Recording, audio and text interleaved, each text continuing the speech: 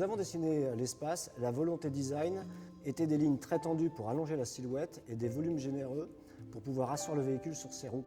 On a traduit ça par un mot, la continuité. La continuité des formes, des lignes, mais aussi des teintes extérieures et intérieures.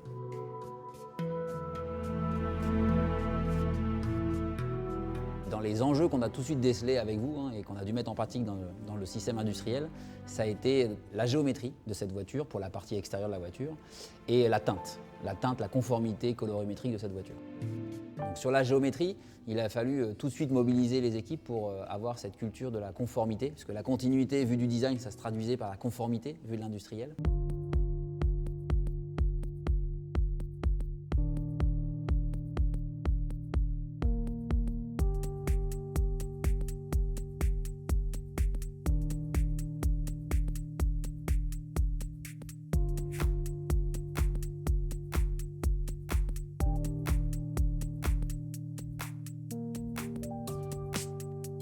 Pour nous, vu de la qualité usine, vu de la qualité industrielle, une caisse bien assemblée, c'est finalement une caisse où on ne se pose pas la question de savoir si elle a été assemblée. Et les éléments sont dans la continuité, les éléments sont ensemble.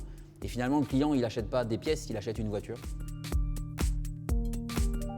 On s'était rencontrés pour des mises au point de la couleur et de l'aspect avec tes équipes. Tout à fait. Nous, pour répondre à cette exigence-là d'une belle peinture, on a nécessité en industrie d'avoir des moyens pour caractériser, pour mesurer cette colorimétrie.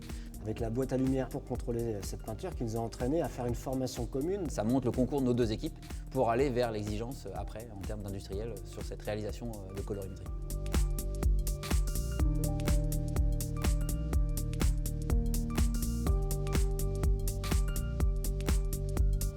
Il faut que la robe soit belle, qu'elle soit bien tendue et qu'elle soit homogène. Sachant que le challenge était sur 920 pièces. Tout à fait. Ça a permis, en priorisant sur les sujets qui sont vus par le client, de finalement tirer toute la chaîne d'exigence. On avait identifié une zone critique entre toute la partie chrome, le montant de baie, le capot et l'aile, donc qui demandait une attention particulière en termes de finition. C'est vrai que cette zone-là est complexe puisque en fait, c'est le mariage quand même de beaucoup de technologies qu'on ne voit pas une fois que la voiture est assemblée et peinte. On a un capot aluminium, on a une aile plastique, on a une pièce rapportée au montage, on a des chromes qui ne viennent pas obligatoirement des mêmes fournisseurs. L'exercice est intéressant puisque ça a dû mailler tous les métiers. Les peintres pour la partie colorimétrie, l'exécution géométrique puisque cette zone en Y est complexe à réaliser et nécessite vraiment de la finesse dans l'exécution. Donc c'est vraiment le symbole de nombreux travaux qu'on a dû mener ensemble. Notre volonté d'aller jusqu'au bout de ce que nous aviez demandé dans le dessin, ça va être l'assemblage du cockpit et surtout de la console flottante. Il y a beaucoup de pièces, il y a du multimédia, il y a du jonc de lumière, il y a des pièces d'ébénisterie, il y a l'interface mécanique. Et finalement, arriver à l'exécution parfaite de cet assemblage-là, on répond vraiment aux critères qualité en termes de robustesse, en termes de géométrie, en termes d'assemblage. Au-delà de toutes ces réussites, on a eu quelques sujets difficiles à régler sur la voiture. C'était le centrage de la planche de bord par rapport au panneau de porte. Et donc ça a été une prouesse technique.